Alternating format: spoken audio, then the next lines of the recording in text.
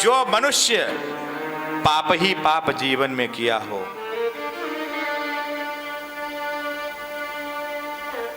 सदा दुराचार्य, दूसरे की निंदा, दूसरे की बुराई, पर स्त्री की निंदा, दूसरे की स्त्री को देख गलत दृष्टि से देखना दुराचार्य में आता है। क्रोध, ज्यादा क्रोध करने वाला भी पापी होता है, इसलिए क्रोध को त्याग करना, क्रोध नहीं करना। क्रोधश्च कामिनः, कामी, कुटिल, चुगली करने वाला, निंदा करने वाला। कुछ लोग तो ऐसे होते हैं जो चुगली न करने को भोजन ही न पचे, उनका काम ही होता है फलाने की खबर फलाने को, फलाने की खबर फलाने को। वो जो अगर है चुगली ना करें तो उनके पेट का भोजन पचने वाला नहीं है, वो कुछ न कुछ चाहिए।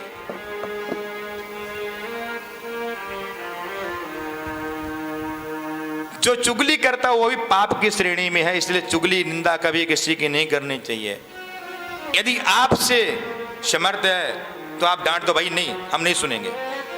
पर आजकल कान भी हमारे जो अगर चुगली सुनने में बड़ा आनंद आता, हाँ तो फलाने फिर क्या हुआ, वो फलाने का क्या हुआ, और फिर उसका क्या हुआ, बड़ा आनंद आता है। चुगली निंदा बुराई सुनने में बड़ा आनंद आएगा। तो इसलिए कभी किसी की निंदा नहीं करनी चाहिए, वो भी पाप है। ऐसा व्यक्ति को भी यदि सप्ताह ज्ञान सुन ले नियम से तो वो सारे पापों से मुक्त हो जाता है। अच्छा महाराज, और यहां तक कि मरने के बाद ऐसा व्यक्ति मर भी जाए और प्रेत योनि में चला जाए, उसे भी भागवत सुना दो, वो भी मुक्त हो जाता है। बोले ऐसा कोई प्रमाण? बोले हाँ। तुंगभद्रा तटे पूर्वम मव्युत्पत्यनमुत्तमं यत्र वर्णासु धर्मेण शत शत कर्म तत्परः। तुंगभद्रा तटी एक नदी है, उसके किनारे एक ब्राह्मण देवता रहते हैं। ब्राह्मण का कर्म है ठाकुर जी की आराधना करना और आपके मंगल की कामना करना। देखो भाई, डॉक्टर सोचता है बीमार पड़े जल्दी से मेरे अस्पताल आए, अनेक प्रकार के। लेकिन ब्राह्मण क्या सोचता है, भगवान जजमान के खबर जल्दी मंगल हो, कोई हवन करे, पूजा करे, चकाचक हो तो हमको बुलाए। तो ब्राह्मण हरदम आपकी कामना के लिए, हरदम आपकी प्रसन्नता की कामना का आशीर्वाद देता है। एक बात कहूं, कभी कभी कुछ जजमान के देते हैं महाराज ब्राह्मण अनेक प्रकार के खर्च करेंगे शादी संबंध में इतना, जब जो मेन ब्राह्मण हैं उनका नंबर आएगा तो थोड़ा दुखी हो जाते हैं। ऐसा नहीं, जो भी आप दो बड़ी प्रसन्नता से देना चाहिए। आपकी प्रसन्नता से दिया गया दान ब्राह्मण को फलता है और पाप को ब्राह्मण को प्रसन्नता से दिया गया आशीर्वाद आपको फलता है। निश्चित है, जिस घर में ब्राह्मण का आशीर्वाद है, संत का आशीर्वाद है, उस घर में कभी किसी चीज की कमी नहीं होगी, एक गारंटी है। ब्राह्मण को सरल मत समझिए। भगवान ने रुक्मिणी को डांट दिया था, और रुक्मिणी क्या करती हो, विप्रा प्रसाद धरणी धरोहम, विप्रा प्रसाद कमलावरोहम, विप्रा प्रसादात् मम रामन अजिताजितोहम, विप्रा प्रसादात् मम राम नाम। भगवान खुद कहते हैं कि मैं तो ब्राह्मण के ही आशीर्वाद से ही संसार को, जो पृथ्वी को धारण करता हूं ना, ये ब्राह्मणों के आशीर्वाद से। अरे यहां तक लक्ष्मी, तुम जो मेरे साथ में हो ना, तो ब्राह्मण का आशीर्वाद है। क्यों? रुक्मिणी जी का लव लेटर लेकर के तो ब्राह्मण ही गया था ना, तो भगवान, इसलिए ब्राह्मणों का, संतों का सम्मान करना चाहिए। तो ब्राह्मण महाराज सब कुछ संपन्न था उनके घर में, सब कुछ ठाकुर जी दे रखा था, इतना दे रखा था कि एक बात और बताऊं आपको, जिसके घर में भगवान ज्यादा दे देते हैं उसके घर में खाने वाला नहीं होता, और जिसके घर में खाने वाले हैं उसके यहां भगवान ने धन नहीं देता। हाँ, और उसी प्रकार से आत्मदेव जी महाराज के यहां सर्व संपन्न था। गृहस्थी पत्नी थी और पत्नी का नाम तो आहा, शर्मा जी बैठे आए, हमारे शर्मा जी 8 सेक्टर से आए हुए हैं।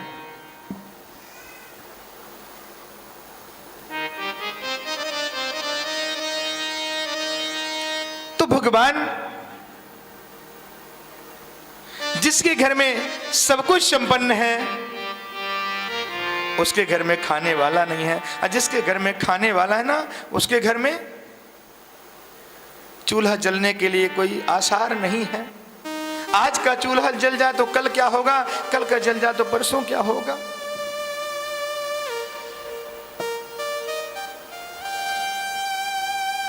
आत्मदेव जी की पत्नी का नाम है धुंधली, यथा नाम तथा गुण, बहुत ही नहार। उनमें एक गुण है, पति जब कहीं जाते हैं पति की आते ही सेवा करती हैं। ओ हो, आज जाने के बाद अड़ोसी पड़ोसी जितने सबसे झगड़ा कर ले,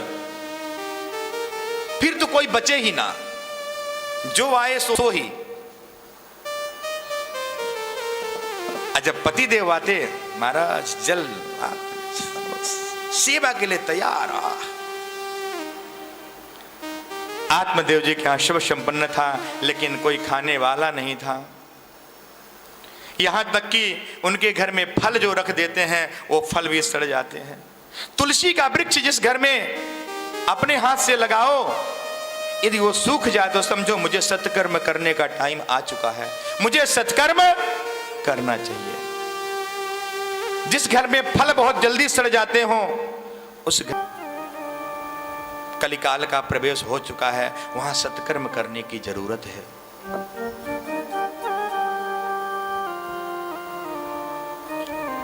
महाराज यहां तक एक गाय उनके यहां है, वो भी कोई बछिया बछड़ा नहीं दे रही है। बड़े दुखी थे, अड़ोस पड़ोस के लोग ताने देने लगे कि सर्व संपन्न है, लेकिन देखो इनके घर में कोई संतान नहीं है, इन बाझन का मुख नहीं देखना चाहिए। सब लोग ताने देने लगे। एक दिन आत्मदेव जी को ग्लानि हुई, उन्होंने कहा आज मैं अपने शरीर का परित्याग कर दूंगा, जा रहा हूं, मैं प्राण दे दूंगा। रास्ते में चलने लगे, एक सरोवर मिला, वहां एक सन्यासी महात्मा अपना दंड लिए जा रहे थे। ब्राह्मण देवता को देखा, बोला सोचा भगवान के लिए रो रहा होगा, चल करके भगवान को उपदेश करते हैं। तो जैसे उसके पास गए, ब्राह्मण देवता ने प्रणाम किया सन्यासी को। सन्यासी ने कहा बच्चा कल्याण हो। ब्राह्मण देवता आप दुखी क्यों हो?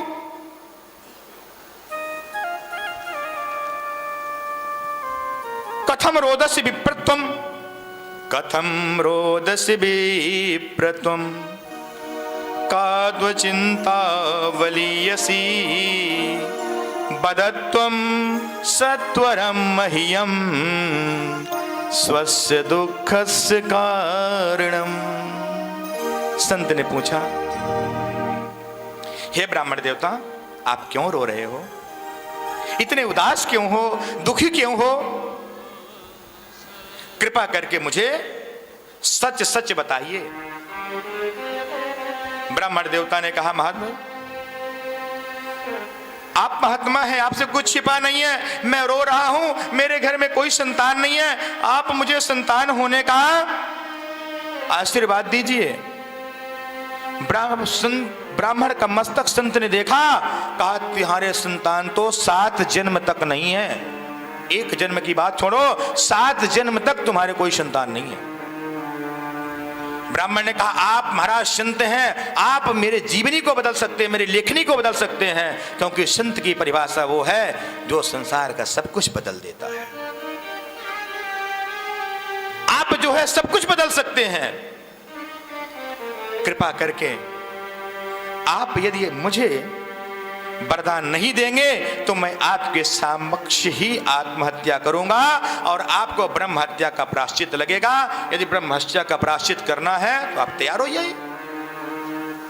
संत ने देखा, समझाया, बेटा संसार में संतान से किसी को सुख नहीं मिला। राजा सगर के 60,000 पुत्र थे, सारे के सारे देख लो क्या हो गया। और संसार में सुख, ये तो दुखालय है, यहां लिख दिया गया है दुखालयम, यहां सुख की आशा मत करो। बोले महाराज सबसे बड़ी विडंबना यही है, मैंने अपना दुख क्या संतों से सुनाया, आप तो प्रवचन देने लग गए। कृपा करके मुझे आप संतान का वरदान दे रहे कि नहीं। संत ने कहा कि लो भैया, लेकिन एक बात ध्यान रखना,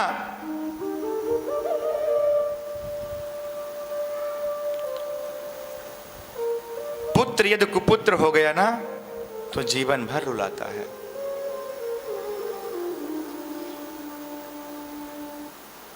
कुछ कुछ घर में तो ऐसे महाराज पुत्र हो गए कि पुत्र नहीं है, वो लड़के हैं, लड़के। लड़ करके जो बाप की संपत्ति को ले ले, खोपड़ी को तोड़ करके मार करके बाप की संपत्ति को ले ले, उसे लड़का बोलते हैं, लड़के। और फलाने क्या वो लड़के, लड़ करके जो बाप की संपत्ति ले, जो बाप की सेवा करके, माँ बाप की सेवा करके जो धन वैभव को प्राप्त करते हैं उन्हें पुत्र बोलते हैं, वो संतान है। और लड़ करके जो बाप से झगड़ा करके संपत्ति को ले, वो लड़के हैं। ये ध्यान रखना। तो मेरे भाई बहन सब बहुत समझाया कि महाराज किसी को सुख नहीं हुआ, अब तुम कहते हो तो लो फल अपने पत्नी को खिला देना। वो फल लेकर के आए, बड़े प्रसन्नता के साथ पत्नी को दिए। देवी, संत ने आशीर्वाद दिया है, आप इसे ग्रहण करें। पत्नी ने सोचा, हे भगवान, ये किस बाबा बैरागी के चक्कर में पड़ गए। धीरे से अपनी बहन को बुलाई, बहन मेरे समझ में नहीं आ रही, मेरे पति ने आजकल बाबा बैरागी के चक्कर में ज्यादा पड़ गए हैं और किसी से फल लेकर आए हैं और कह रहे संतान। अरे कहीं बहन एक बात बता, कहीं फल खाने से संतान होती है? मैं तो नहीं सुना। बहन मैं भी कह रहा हूं कि बाबा बैरागी चक्कर में मत पड़ना, फल मत खाइयो। वो बहन ने मना कर दी, बोले एक काम कर, तू फल बिल्कुल मत खाना, मेरे संतान होने वाली है ना, अपने पति से तू कह देना मैं गर्भवती हूं और जब मेरी संतान होगी मैं लाके तुझे दे दूंगी, अब तू मुझे कुछ धन दे देना। ठीक है बहन। तो फल को क्या करूं? बोले फल को परीक्षण के लिए गाय को खिला दो। उस फल को ले जा करके गाय को खिला दिया गया और अपने पति से बोलने लगी, मैं मेरे गर्भ रह गया। ओ पति बड़े प्रसन्न, ओ इसमें तो जानते हो कहीं जो अगर बेटा पापा कह दिया तो समझो सारा दुख दूर हो गया। पापा कौन है? पापस्य परिपूर्णा यस्य सः पापा, जो पापों से परिपूर्ण है उसे पापा कहते हैं। अब देखो, मैं नहीं कह रहा हूं, शास्त्र पहले शब्द था पिताजी, पिताजी।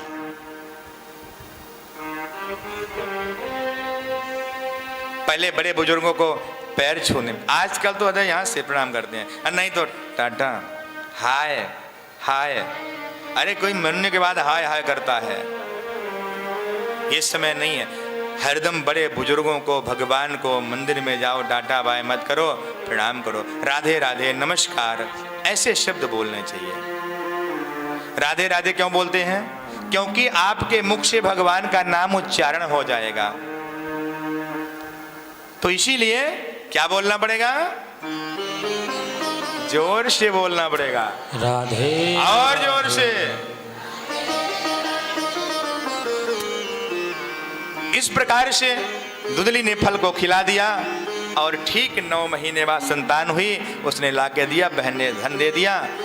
और माताओं में बड़ी विलक्षण बात होती है। बोले ए जी सुनते हो? बोले हाँ। बोले मैंने अपने पुत्र को 9 महीना घर में रखा ना, इसलिए नाम जो होगा मेरे से मिलता जुलता होगा। बोले कैसे? आत्मदेव जी ने सोचा कि मैं इसका परमात्मा देव रखूंगा या कि कुछ रखूंगा, अच्छा नाम भगवान से मिलता जुलता रखूंगा, लेकिन नहीं। तो नाम क्या रखे? बोले मेरा नाम धुंधली है तो मेरे बच्चे का नाम मेरे राशि से मिलता जुलता धुंधकारी होना चाहिए। लो एक बात और बता दूं, पंडित जी चाहे जितना अच्छा नाम रखे जाए, माताओं को पहले तो बेचारी इतना पढ़ी लिखी नहीं होती थी, तो उनको जैसे नाम नहीं लेने आता था तो एक न एक नाम अपना से टिंकू पिंकू चिंकू कछु न कछु बोलने लग जाएंगे, कछु न कछु बोलने लग जाएंगी। वो बड़ा लाडला नाम होता है। तो मतलब उसका नाम ठीक 3 महीने बाद गाय ने एक बच्चे को जन्म दिया, सर्वांग मनुष्य की तरह, उसके कान बस गाय की तरह थे, इसलिए उनका नाम रखा गोकर्ण। गोकर्णो पंडितो ज्ञानी धुंधकारी महाखल। महाराज उन्होंने अपने बच्चे को संस्कार देने लगे। जो धुंधकारी था वो तो विद्यालय के जाने बंद कर दे, नहीं जाना है। मां बोली बच्चे को बिगाड़ने का सबसे बड़ा काम होता है मां का। मां बच्चे की सबसे बड़ी गुरु होती है। मां चाहे तो अपने बच्चे को राजा बना दे, मां चाहे तो डाकू बना दे, मां चाहे तो जैसे चाहे, क्योंकि पिता का बाहर का काम है। यदि बच्चा आपका एक पेंसिल लेकर आता है, मां कहती है अरे कोई बात नहीं बेटा चल, वो हमारे लिए गलत है। मेरे भाई बहन, आत्मदेव जी ने अपने बच्चे को संस्कार देने लगे, लेकिन धुंधली कहती है कि नहीं, एक ही तो बेटा है, कोई बात नहीं, इसी का तो है, सब कुछ जाने दो। धीरे धीरे धन देने लगे, धन दे करके बाहर जाने लगा, वो जुआ खेलने लगा, शराब पीने लगा, अनेक प्रकार से व्यभिचार करने लगा। एक दिन ऐसा समय आया, मां से धन मांगने लगा। मां ने कहा बेटा मेरे पास तो कुछ नहीं है। मां पिताजी से बोली आजकल बेटा बहुत परेशान करने लगा है, क्या करूं? आत्मदेव ने कहा देवी तू ही तो उसको बनाई है, तू ही संभाल, मेरे गत नहीं है, मैं तो चला। आत्मदेव जो ज्ञान था वो जंगल में जाके प्रभु का भजन करने लगे। इधर गोकर्ण जी भी जाकर के बाहर प्रभु का स्मरण करने लगे। धुंधकारी ने मां को एक दिन कुएं में डुबा करके मार दिया। जो सारा धन था वो धन छीन के सब जुए में हार गया। एक दिन 5 वेश्याओं को लेकर के घर में आया, घर में रख दिया और राजा के यहां चोरी करने लगा। बहुत सारा धन चुरा करके लाया। उन वेश्याओं ने देखा कि राजा को पता चलेगा, राजा इसको मृत्यु दंड देंगे और सारा धन छीन ले जाएंगे। उन वेश्याओं ने धुंधकारी को गले में रस्सी लगा करके अंगारे डाल करके उसको मार दिया। सारा धन लेकर के चली गई। एक दिन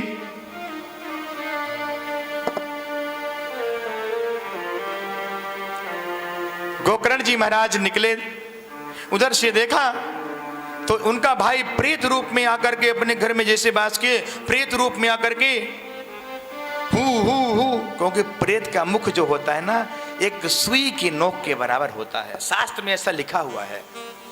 वो बोल नहीं सकता, डरा सकता है, अनेक प्रकार के रूप धर सकता है, भैंस का, श्वान का, अनेक प्रकार के स्वरूप धर सकता है, लेकिन वो बोल नहीं सकता।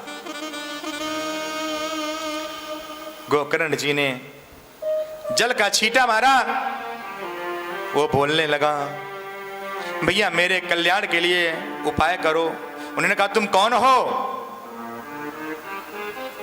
भैया मैं आपका भाई हूं, मेरा नाम धुंधकारी है, मैं इतने पाप किए हैं उसका परिणाम मैं प्रेत योनि में गया। उसने सारी बात बताई। आत्मदेव जी ने कहा चिंता मत कर भाई, आज तो रुक, प्रातः काल में कुछ न कुछ यत्न करूंगा। उन्होंने चल लिया, सूर्य को स्तंभ कर दिया, सूर्य भगवान स्तंभ हो गए, सारे संसार में प्रलय हो गया। हो महाराज सूर्य को रोक दिए। सभी ऋषियों ने आकर के, देवताओं ने आकर प्रार्थना की, महाराज मेरे भाई के कल्याण का उपाय बताइए। उन्होंने कहा कि आप श्रीमद् भागवत कथा सुना दीजिए, आपके भाई का उद्धार, कल्याण हो जाएगा।